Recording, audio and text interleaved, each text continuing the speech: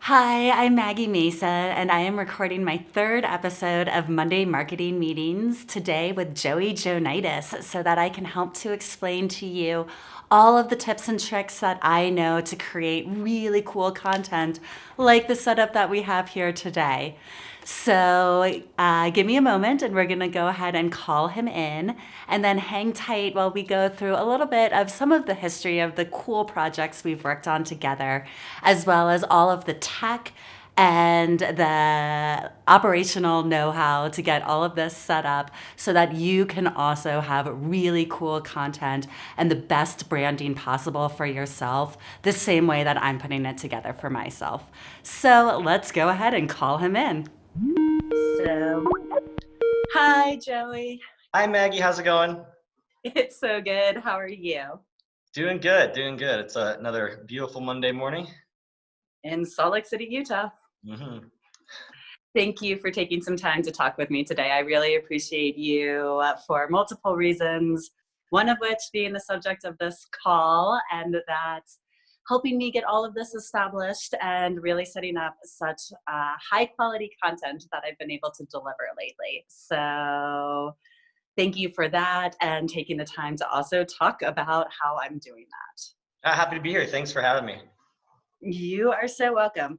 Okay, so first of all, let's just talk about where we are. And then I want to go through a little bit of the background of us working together because there's probably some funny stories hidden in there. And then talk about, most importantly, the tech and the setup that we have now, as well as what you're foreseeing and I am foreseeing in the future of content and marketing for different brands as we move forward through COVID, because nobody really knows what we're doing in some ways, but you and I both have good ideas in other ways. Yeah, lots changed, so yeah, I'll be good to go over that. Awesome. So, okay, why don't you start by explaining a little bit of where I am right now and how that relates to your business? Sure. Yeah. So right now you are in the Jux Creative Studio space, which is Yay. a all white studio space in downtown Salt Lake City, and kind of the concept behind it was to really make it plug and play for creators or brands to come in and create a lot of content on a regular basis. So Mhm. really the idea is, nobody wants to have to set up a lot of lights in their living room or in like a new place every time, or the audio equipment, all the things necessary to make a high quality video production. So the idea was people could come in, turn lights on, start recording right away, and just be able to create stuff really, really efficiently. And that was before all the COVID stuff that we're dealing with now. And so we've really been looking for ways to kind of morph the space and the services that we offer to be able to have more options for people to abide by social distancing rules while still like staying connected to their audience, because it's really important now more than ever that people come up with new ways to stay in front of their audiences as businesses shift. You have to keep people informed with what you're doing. Yeah, absolutely agree.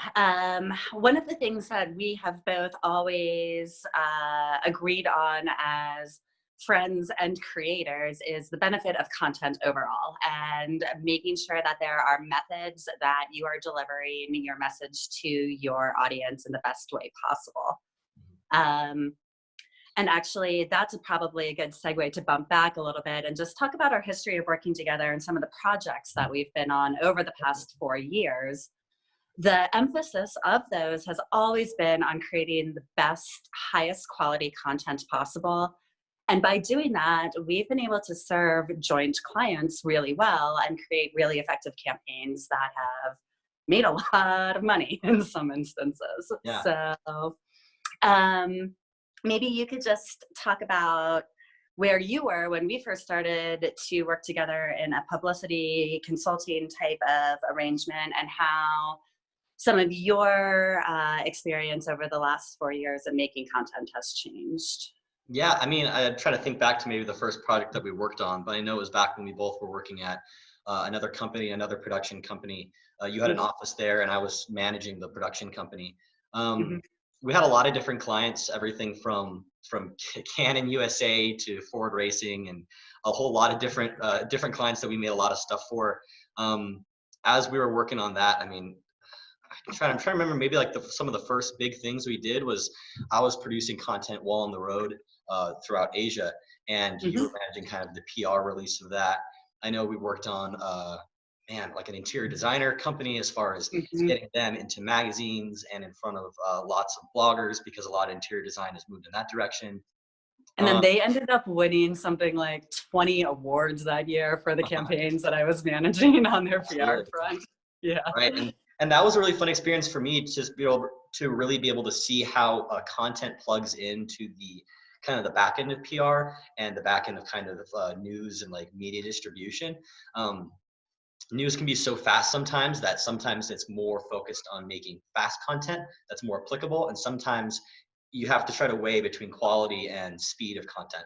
And so that was a really fun experience and came up with a lot of really interesting techniques to quickly make content. And I don't want to use the term it's good enough, but to make it applicable for the audience that it's going to be in front of. and Mhm. uh and I guess like something we've talked about is, you want to make content specifically for the eyes that you need to see it. It doesn't maybe need to get 300 million views, but if it gets the 100 views that you really want, if that's that customer, if you engage that customer, then the content did what it needed to do. Yeah, absolutely. And we have been able to communicate through creating content in a variety of variety of situations to make it as polished as possible, as quickly as possible. And actually, this segment is a really good example of that too, where we'll film this right now. You'll edit it very quickly, and then we'll have it out the same day. Um, but that's even taken a little while to get to the point that I'm working on the content that I am now. Some of the other some of the other projects that you've worked on as well on kind of a corporate front have been to create content that also fits with branding and translates to um, it can end up creating a much larger marketing campaign in a full picture. And then creating what we are now, where there's an opportunity to come in and just film really quickly and get a lot of content done in a very short amount of time, I think is super beneficial. Yeah, and So, that being said, I mean, some of the ways we haven't even gone over all the projects that we've worked on together yet, but some of the ways that things have changed is, there in order to create value in content and you create a lot, you kind of batch a lot of content together, which is a really smart way and efficient way to do stuff like that in a professional realm. But I think something that we've learned and like what we're doing now is sometimes it is more efficient and makes more sense if you have the capabilities, like a space to be able to come in and shoot stuff on, you can be a lot more agile, right? If you're recording new stuff every week, you can respond to the changing world, you can respond to changes in business and things like that. And so there's a fine line between like, should we record just a whole lot of stuff all at once or do things on more of a regular basis? And with trying to stay connected, I think it's made the most sense now to like really be creating more regular content on a regular basis, rather than trying to batch it, because that content can become dated so fast. There's pros and cons to both, but that's something that like with the current situation, that's really been standing out to me. yeah, no, absolutely. And I think that one of the things that we did want to talk about was some of the history of projects that we've worked on together. And one of the reasons I wanted to make sure that I was interviewing you specifically is because you are very neutral in the way that you approach a lot of things. And I have come at you with some very extreme at times content suggestions. And I want to thank you for always believing in me when I have come to more unpredictable ideas at times, but also that by doing that, I've really been able to pivot in a lot of different directions. And one of the things that I first started doing was also, as well as content like this, was doing my own photo shoots. And you really helped me on the way with that. And then also helped me on the way when I kind of wanted to go into the Maggie Mesa Art and Yoga branding as well. So how do you think that content can help people transition through the different types of careers that they're trying to navigate or deliver their branding in different ways? Oh, well, first of all, I'm grateful that I've been able to be a part of all of your different adventures. Well, I've been kind of here doing more or less the same thing for the last like 7 years, just making content. It's different content always, but like making content as good as I can make it. You've kind of been living all these different lives, and it's been fun through producing content with you to always kind of be a part of that. And it's, live a little vicariously through what you're doing through making content. So that's been fun for me.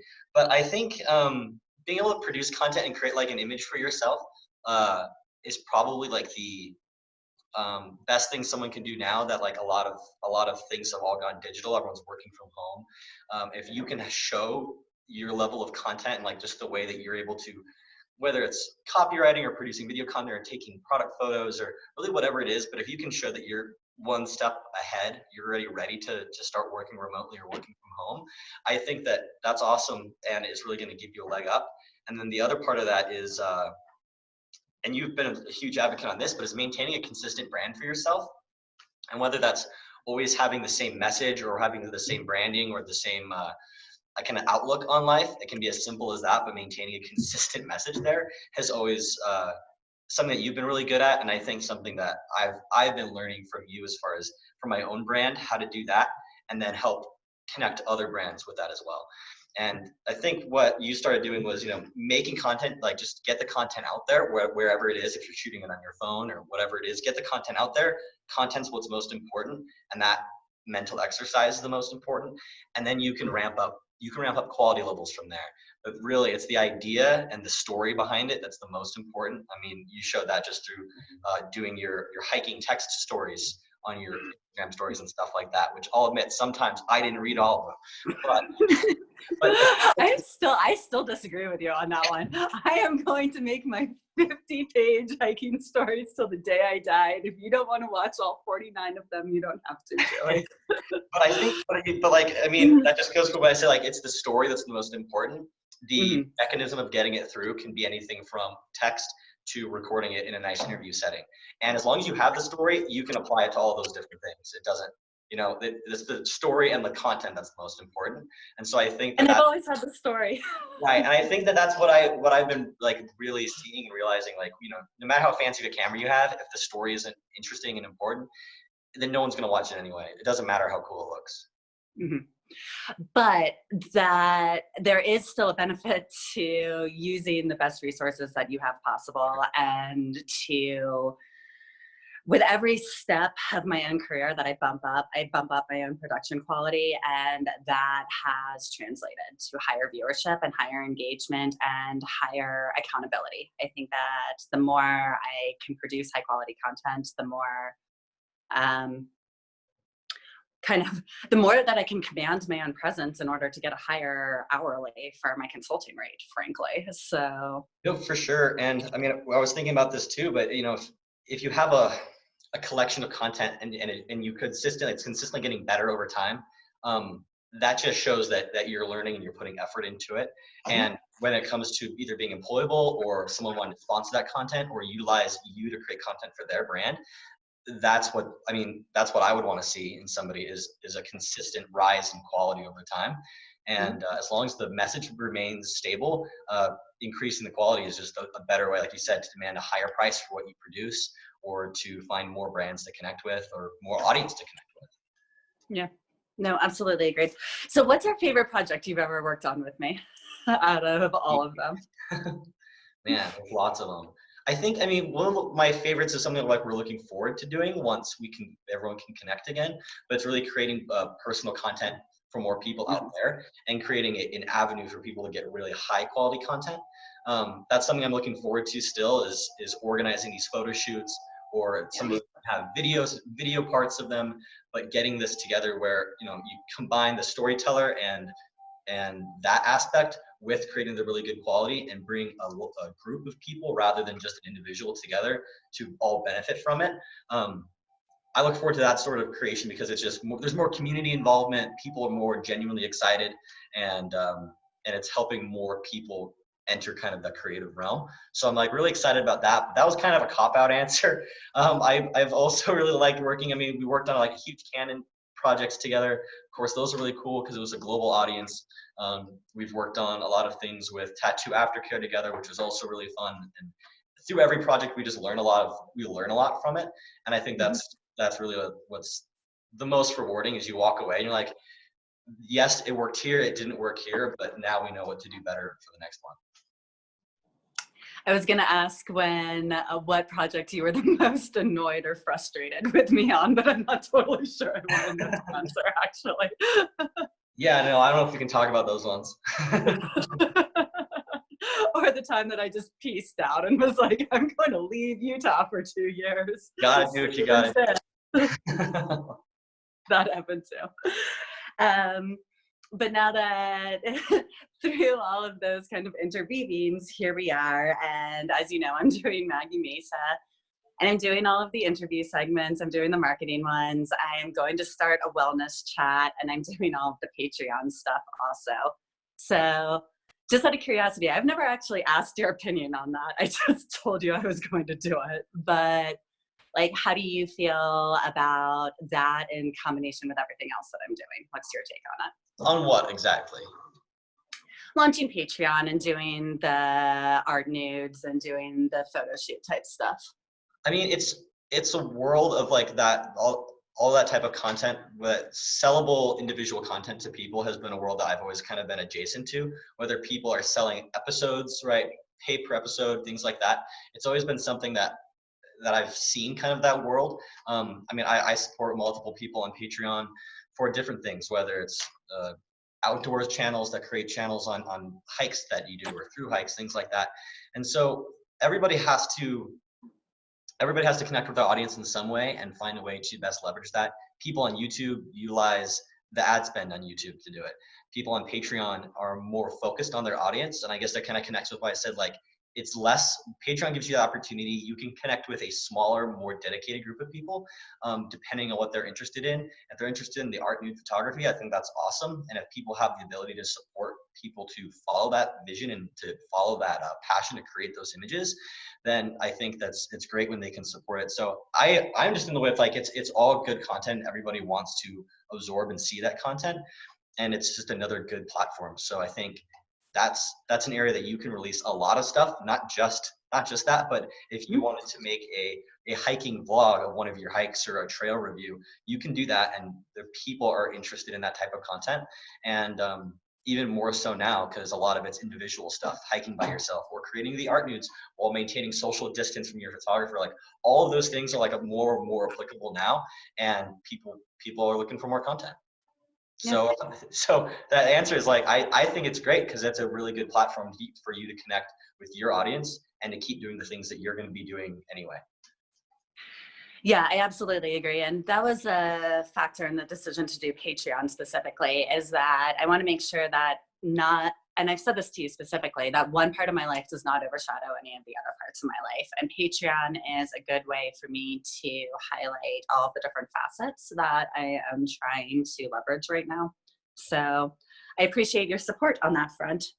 To that extent, actually, it's a great segue into what you would suggest for anyone that is where I was probably 3 or 4 years ago and I had a very specific conversation with you. I don't know if you remember it, but I really said, like, I'm going to go personal brand on this. I'm going to create the content I'm going to want. I'm going to move into my fucking car and drive all over the West for a couple of years, be back. But I'm going to record all of that and make a story about it and come out on the other side, and I'll see you in a little bit. And your reaction was basically like, fairly well. I think you know that, like, I'm not going to listen to anybody's opinion contrary when I'm going to do things like that anyway. But like, what would you have said to me when I really didn't have a lot of tools to use for my content? And then what are you trying to help me with now with the content that I'm creating moving forward? Yeah, so I mean, I guess to start with, it's like we were saying, the content's the most important part. So like actually doing it, actually recording it, or journaling it, or somehow documenting what you're doing. I mean, I can't think like the number of times I've been like camping and like, oh, it'd be so cool to make a story about this, but you kind of get in your own world, and you just want to be doing what you're doing sometimes and not worrying about documenting it. And it really does take like you to activate like some like extra inner energy to be like, hey, I'm going to record this in the most genuine way that I can. Sometimes the cameras turn on, it's hard to keep doing things the way you just do them. but that's what people want to see. And so first, like, it's just start creating the content, or if it's practicing, or like just using your phone to create stuff, just the fact that you did it, I think, is the first biggest leap.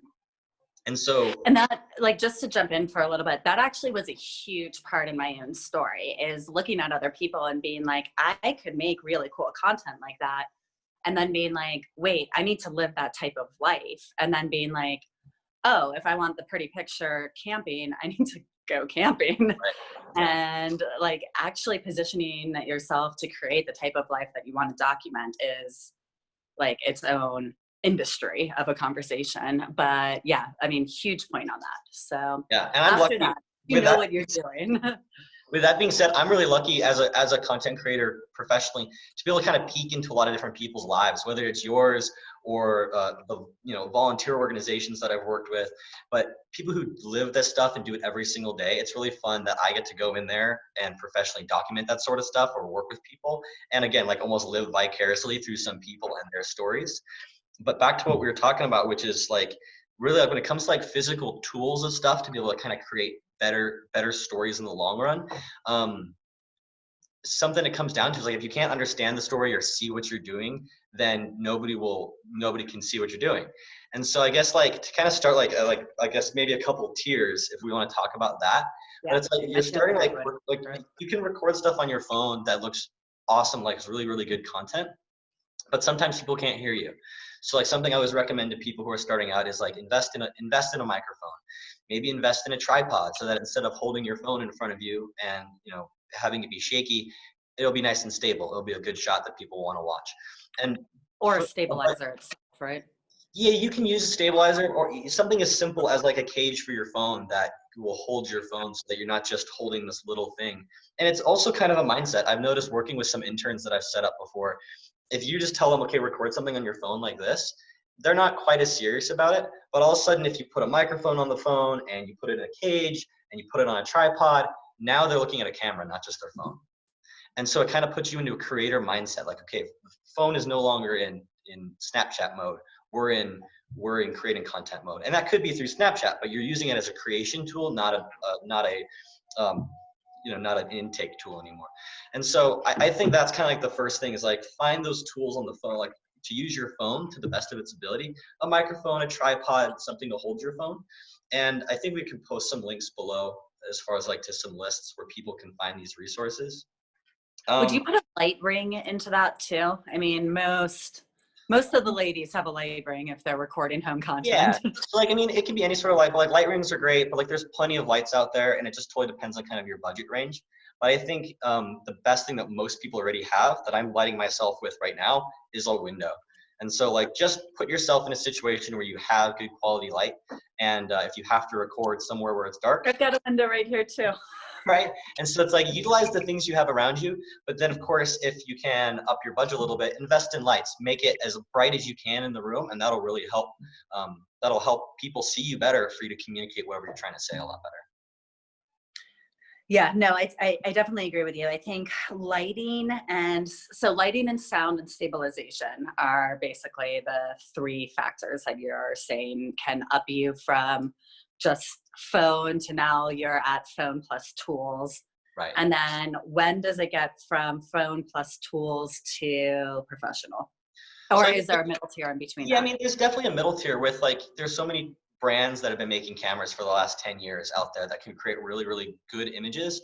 And really what it does is, you go from recording on something like your phone that has a tiny little camera sensor to recording on a bigger camera. I'm sure I have one sitting around here that have a lot bigger sensor. And so you go to start having more of a filmic look, where you have depth of field. You start to be able to record in lower light situations and still have really good video. Sometimes they have stabilizers built into them.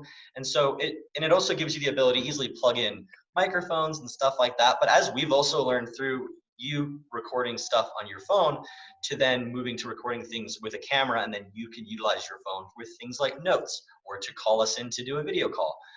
It just, all of a sudden, now you multiplied yourself, and you can use that phone to help create more content, because you have a dedicated camera to capture stuff.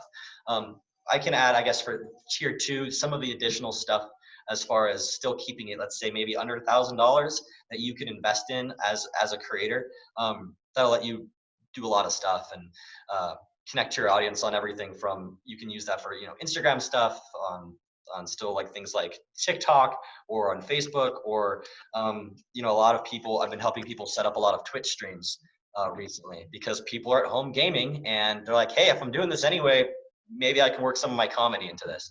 So I've been helping people set up Twitch streams. So I can link to some things below and put some lists together. People can see, and we'll keep it as affordable as I can, but still like making it as high quality for the budget. And then I guess the top tier is what we're doing then, which is you have me come in and you do have the turnkey studio. So we're able to walk in and you have access to great equipment and cameras and lights.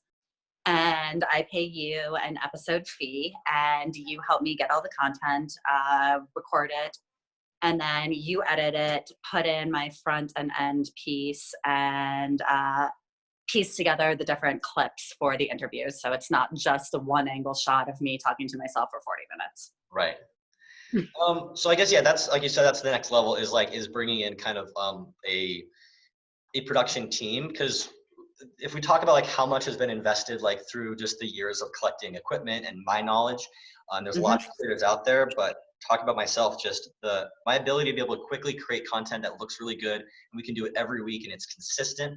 And that's really hard to do with even a $5,000 budget by yourself, just because you're by yourself and you're trying to spend the time to invest in the lifestyle that you have that people want to know about, maybe not in how do I create really good sounding, really good looking content.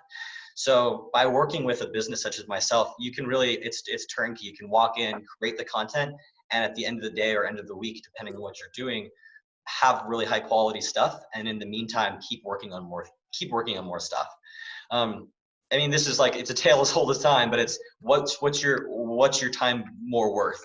Learning how to create a ton of really good video content and figuring out what batteries work and what lenses are the best, or focusing on your story and utilize myself to tell that story in the best way possible. But it really is a collaboration. Like, you couldn't just walk in with no prep work and then expect me to make something cool out of it.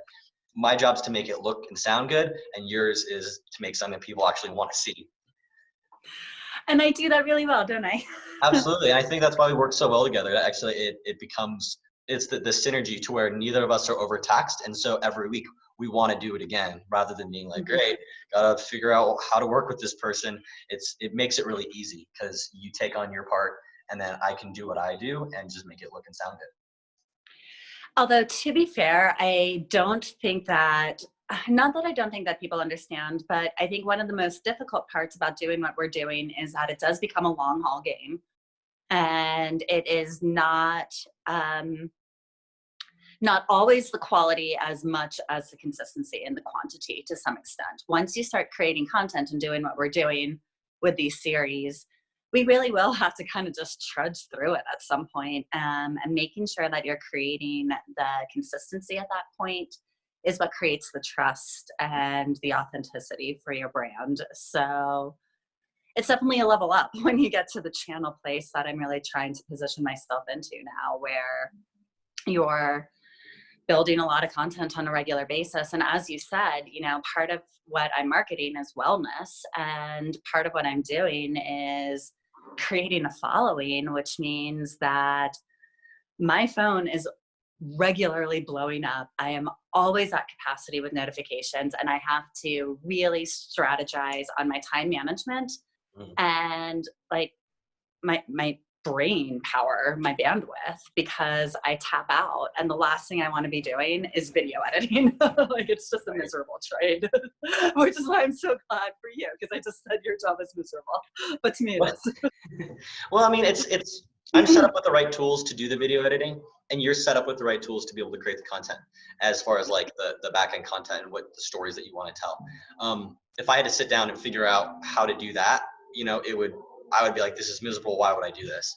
And so it's about like being in the right mindset and doing the things that you want to do that keeps us coming back. If you had to do yoga every day, you would say this is miserable. Yeah, I'm not the biggest yoga fan. And so like, yeah, exactly. Thanks, and so Joey. that's what, but I'm saying, like, that's what's so fun about collaborating with people who do different stuff.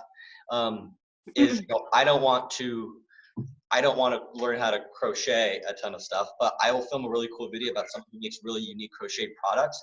And that sounds really fun. Like that sounds really fun. As much as I don't want to crochet, I would love to learn their process and what makes them passionate about it. And so on my side, the more people I get to work with in different fields, the more it kind of like broadens my own horizon. Yeah, totally fair. Well, what is something that you wish you could have told me, or a mistake that you wish that not a mistake, because everything happens for a reason. What's something that you wish you could have helped me out with more a few years ago, or like if I had known then what I know now kind of thing? Man, that's a hard one, but like I almost like it's easier for me to tell like to myself as a creator that it's about doing the thing. And record it however you can, that it looks consistent and good, and that you can tell your story. But I mean, every kind of young techie type guy like me gets stuck on things like the gear that you want to have. Like, oh, well, once I have this thing, then we can start making then I'll start recording the stuff. Or, oh, if I had just a little bit better lens, then I'll totally do it then. And then you end up sitting on your couch a lot with a whole shelf full of lenses. And so I think that the main thing I would have told myself was like, just create the stuff and let the content come second. I mean, not let the quality come second, create the stuff, and figure out how to make it look better secondary. Yeah. That's one thing that I think about a lot with like hiking stuff. Like I want to get to the point that I'm creating bigger and better hiking blogs, but like some of those people, they have to be going out with GoPros, multiple cameras, drones, like they're packing their weight in gear. And that's great, but like I just have to be able to physically get myself to the top of the mountain first, you know? Someone who's like actually like a huge like kind of like not really physically like actual mentor, but someone who like a career I followed for a long time was Les Stroud. He makes the show Survivor Man. Mm-hmm. And that show is so interesting. And like, if you ever like want to like be like, wow, I really suck and should be more motivated, you watch some of the shots that he gets of him doing like a hike across some Arctic plain. And the shot is him going from next to the camera to, it's got to be a mile away. And then you think and realize he's by himself. He has to get that shot, come back, get his camera, and then do the whole thing again. And half the time you fuck up the shot with stuff like that too. Like the camera gets too cold and then it turns the camera off. falls over, battery dies. Absolutely. Yeah. And I think that if you watch just a couple episodes or a couple of minutes of shows like that, where it really is one person telling an authentic story by themselves, you start to be like, wow, their brain is working double time. And like you have to be thinking in both ways. Like you said, like physically, you have to get yourself to the top of the mountain, and you have to go back down every shot and get your camera. And so it's like that can be challenging. And so that's also why like working in teams and creating stuff together, you can kind of split some of that, whether it's the actual physical load, but that mental load of creating content, working with a content creator to make your stuff can just help in the long run.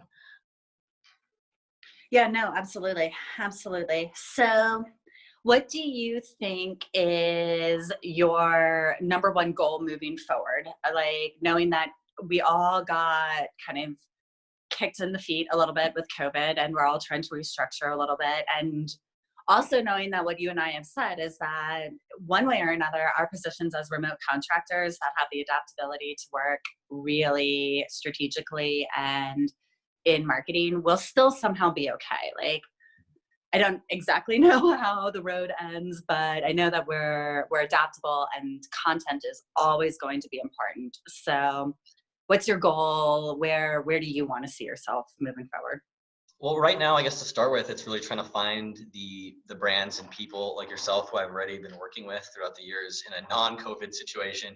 How do we all like kind of pivot together and utilize tools that we all have to create the best content that we can and make sure it's like applicable? Creating content just to create is fun. Like, how do we connect with audiences, connect with people who can help us pay bills and turn it into like an actual functioning business? That's kind of like my main goal, is like finding the people I already worked with and help them pivot. Second goal probably is to really kind of fill up the schedule with those new kind of COVID approved, in quotes, jobs that work while social distancing. I mean, like we have now, being able to set up the studio for you to shoot in and then removing myself from the situation. After our shoots, being able to wipe stuff down. I want to make sure that I can keep creating really cool content while not breaking rules or contributing to making things worse for everybody in the long run. Yeah. And I do think that there's a way that you can still do photo shoots. I think that there's a way that you can still do videos. And I think that there's a way that we can all still be creating and staying healthy in the larger sense, as well as staying healthy in the immediate as well. So Yeah. So I guess to recap on that, yeah, so like really, I just want to connect with more people who just are looking for more ways to create content. And then from there, I just really kind of want to like fill up my schedule and like doing things, working with people and projects and brands or anybody who's interested, finding ways to work together to restructure businesses to keep moving forwards. And we keep using the word foreseeable future because nobody knows when all this will kind of end. And so it's like, how do we, for the long term, keep creating stuff, keep making products that people really want to engage with, and just keep connecting with audiences. Like that's my big goal. well, I think that's a good one. And I think that, as I keep saying, creating content is a way to create your own brands. And when we all have multiple ways to maintain income and stay self-employed, I think that as a culture, we're healthier and happier. And I almost kind of weirdly hope that one of the side effects through this is that people can realize the strength of branding and self-employment and remote work. And what you're doing is really helping that. And I think that that's really powerful. And I also want to say, if you're in Salt Lake, obviously I'm advocating for hiring you, but there are ways to do this, either working with you and not being in Salt Lake, or even more long-term, or finding a studio similar or creative similar in a different location as well. Yeah, I mean, there are creators all over the country and all over the world, of course. And there's a lot of like people who have resources who can help people stay connected. I have a really great network. I've been doing this professionally for 7 years, so I have a really great network all over the country. And so really, regardless of where you are, if someone's looking to get started or looking to level up their production, or just to kind of just look for what's the next step, or looking for some advice, I'd be happy to help with anybody. If someone wants to would DM me on Instagram or send me an email, happy to answer those. And kind of what goes around comes around. So I'm happy to help connect people with resources and find ways to best make the best of the situation, because that's what we all have to do. We're all in it together right now, and that's the if I can contribute in that small way, then I would love to do it. Well, Joey, I really appreciate you taking the time to talk to me today. And the theme of this, I think, is content is always important, and it's going to matter no matter what our society looks like or how our socialization structure is. And our history of working together is a really strong example of that. We've come through a lot of projects together, and I appreciate you recapping some of those. And I think moving forward, just continuing to create and staying true to your brand and knowing what your story is and building off of that is the best way that we can keep on keeping on for a little bit, right? Yeah, I couldn't agree more. Yeah, I mean, I'm looking forward to creating more of this. And at the end of, or in a couple of years, or however this looks, I'm excited to look back at what we were able to do while we're all kind of stuck in the same situation. And so I'm looking forward to that. And I really appreciate you having me on today. Thank you, Joey. I'm glad that we're friends. I'm glad that we get to create a lot of neat projects together. And I'm really looking forward to the future, as weird as it might be. So thank you. All right. Thanks, Maggie. I'll talk to you later. Talk soon. Bye. Okay, goodbye, Joey. I really appreciate you taking the time to talk to me again. And this will be the wrap up for episode 3 of Monday Marketing Meetings. There are so many more to come. I am going to keep doing this every week. I'm going to keep bringing you interesting guests to talk through more marketing questions as they come up. I want to make sure that everything that I know and that I really care about with marketing and publicity is getting translated to the people that also care about me. So thank you as always for tuning in. Thank you for all of your support. If this content is interesting to you and you would like to contribute financially, I have PayPal, Venmo, Cash App, Facebook Messenger, if there's a way to get me money, I will receive it. So you should probably do that. Anyways, thank you again. I really, I appreciate everyone. I love making content like this. I'm going to keep on with it. So enjoy and have an awesome rest of your day. Take care. Bye, everybody.